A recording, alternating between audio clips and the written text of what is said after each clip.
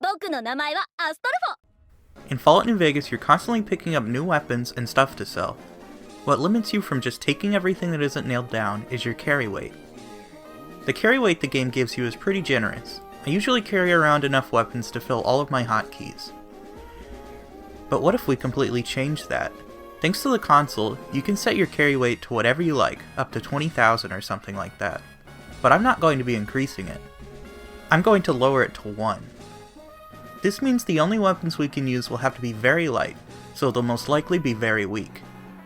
When setting up my stats, I figured I would be using melee weapons mostly, which turned out to not be true. I drained Charisma and Perception and put Endurance and Luck up to 10. High Endurance is because we aren't going to be able to wear armor. And Luck is for crits. We're going to need all the extra damage we can get. The rest of the stats I made pretty even. For tag skills, I went with Medicine, Speech, and melee weapons. Stimpaks are weightless, so I will at least have healing items. For traits, I chose Skilled and Logan's Loophole. Kim's are also weightless, and I don't expect to get to level 30. After setting my carry weight to 1, I dropped everything Doc Mitchell gave me and went to his kitchen. He has a broom, which only weighs 1. Guess this is my first weapon. Sunny gave me the varmint rifle to shoot the bottles, which after doing, I promptly dropped. She asked if I wanted to help her kill some geckos, which just meant I killed them while she watched. Yeah, just leave it to the naked man with a broom. Back in town, Chet had a frying pan that weighed 1, so I sold my broom and bought it. This thing takes up like half the screen. I talked to Ringo and decided to help him defeat the Powder Gangers. I passed the speech checks for Chet and the doc, but immediately sold the extra supplies back to them. The Powder Gangers were no match for my teleporting pan attack. I clobbered some dogs, saved a rabbit's life, and arrived in Primm. I've never seen this happen before, but it looks like Victor followed me all the way here and got exploded by the mines. That's funny. One of the convicts had an FN 1905. It weighs exactly 1, so I'm gonna drop my pan in exchange for it. Guns are infinitely better for a no armor run, because you don't have to just stand there and take damage while you close the gap. I should have picked guns as a tag skill. Inside the Bison Steve, I narrowly avoided being blown up by the convicts, but Beagle wasn't so lucky. Primm needs a new sheriff, and instead of just programming Primm Slim, I'm gonna get the NCR to take over the town. The pistol we've got has a small range and isn't very accurate. Ammunition for it dries up fast. And it's a 22, so it's weak and not very common. I ran out on the way to the Mojave outpost and had to run away from a giant fuck-off spider. I passed a barter check with Major Knight to get them to take control of Primm. I'm gonna kill the ants for Jackson anyway because it's a good early quest for experience. On the way to Nipton, I ran past jackals and scorpions. Running past things is a big part of this challenge. I told Vulpus I'd do as he says. I ain't gonna take on him and his boy toys with 2 rounds of 22 LR. In the Prospector's Den, I found some boxing tape, and I realized that I could go over one weight as long as it was only a decimal amount. Since the boxing tape was .25, I could hold on to it while keeping my pistol. The road to Novak was uneventful. There was a tear in the dimensional fabric, normal New Vegas things. Oh, I also went in a horrible spider cave. The single time I used the boxing tape was against this bloatfly. It took 3 hits to kill. In Novak, I used Confirmed Bachelor to get Manny to tell me where Benny went. Who could resist a man like this? Infested Cave. That's what I call your mom's. When I got to Boulder City, I killed all the NCR troopers and freed the cons. I decided to side with Caesar for this playthrough. Now we've got to deal with Benny on the strip. It's a long walk there, and on the way I find the Gunrunners. There I bought a GSH-18, which weighs 1.5, making it usable for me. Goodbye FN 1905, you served me acceptably.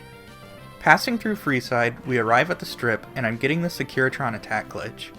It was caused by a mod called Injustice for All that I was gonna try. Guess it's incompatible with OpenStrip. Oh well. Inside the tops, I got Swank to allow me to carry my gun and killed Benny and his guards. Now that he's dead, we can take the chip back to house and watch his wonderful demonstration. As thanks for such a great show, I delivered my thanks to him personally in the form of bullets. Caesar wants me to report to him, so I travel to Cottonwood Cove. Decanus Severus will trade 9mm rounds in exchange for NCR dog tags, which I picked up a few of. After taking the raft to the fort, Caesar orders us to destroy Mr. House's bunker. Instead of doing that, I activate it because he won't know the difference. Destroying it unlocks sentry bots, and I wouldn't have had a fun time fighting them. Probably didn't even have enough ammo. The next thing to do on our Legion list of chores is to ally/wipe out the boomers. I chose the latter because I don't want to go through Volaire. I killed Pearl and Raquel, who was right outside. Luckily it was nighttime, so Loyal was in his house. I didn't have to deal with a whole hangar full of people armed with explosives. Next up is the White Gloves. I'm gonna kill Ted and frame Heck for his murder. They took my weapons, and even after starting to work with Mortimer, they don't give them back. That's pretty dumb, but at least I can use my fists. Beating Ted to death is a little annoying because he keeps trying to run away, but eventually he goes down and I can take my prize, his blood. We spread it around Heck's hotel room and run away from his bodyguard. A Securitron tries to arrest him, but he won't come quietly, so he promptly became quieted forever. Now that those shenanigans are done with, Caesar sends us to destroy the Brotherhood. Why can't he get Vulpes to do any of this crap? At first I figured I would just deal with the Ranger and pickpocket the keycards after, but no, it had to be a lot harder than that. The collar weighs 5 pounds, so it immediately over-encumbers us. I decided just to deal with it and walk at a snail's pace to the Ranger, but I checked every single bunker and he wasn't there. So my plan B is to grab Veronica and have her get me the freedom to roam the bunker. But that wasn't so easy either. When I show up at the 188, everyone attacks me because I'm vilified by the NCR. I actually lost the last few hours of recording because I forgot to hit record like an utter fool. This time it was much easier because I actually bought a new gun, an H&K USP. It's in .45 caliber, which is overpowered in New Vegas. Big number better. I still had to kim myself up though, and liberally apply stim packs. There were heavy troopers and modded characters with combat armor, but they fell to the almighty 45 ACP. Finally, we can get Veronica and enter the bunker. I immediately pickpocket the cards. It took a few tries because my sneak is low. I told Viron to wait in a room and initiated the self-destruct sequence. I booked it for the exit, killing the nerds that were in my way. I left the bunker and mid-explosion, Veronica teleported out and admonished me. "You were supposed to die in there!" Yet another problem to be solved with the god of all rounds. All is right in the universe. Except for the tumor growing in Caesar's head. We have to remove it, and I'm not going into the vault to get the auto dock. I need to steal surgical tools from the followers, and also get a doctor's bag. The doctor's bag has 1 weight, so I go to the Lucky 38 and store my pistol before going to them. The medical clinic is right outside the Crimson Caravan Company, and the guard follows me inside. I end up having to beat him to death in front of all the doctors. I bought a doctor's bag and took the surgical tools. It says the surgical tools weigh 1 as well, but apparently it's just lying?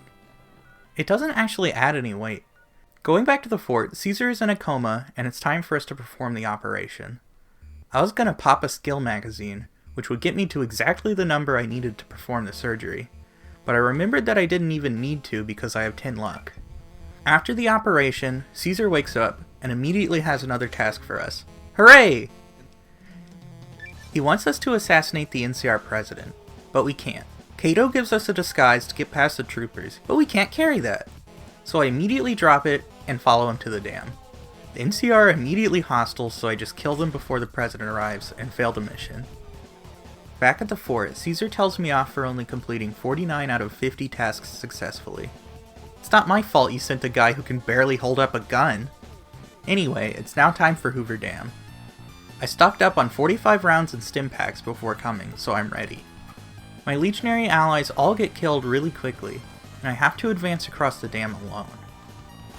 Maybe don't wear sports equipment for protection against bullets? I'm one to talk.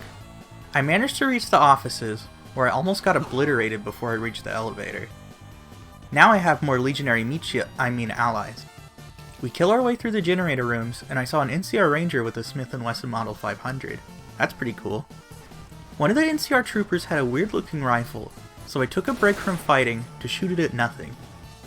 I reached Oliver's compound, and with a speech magazine, persuaded him to retreat.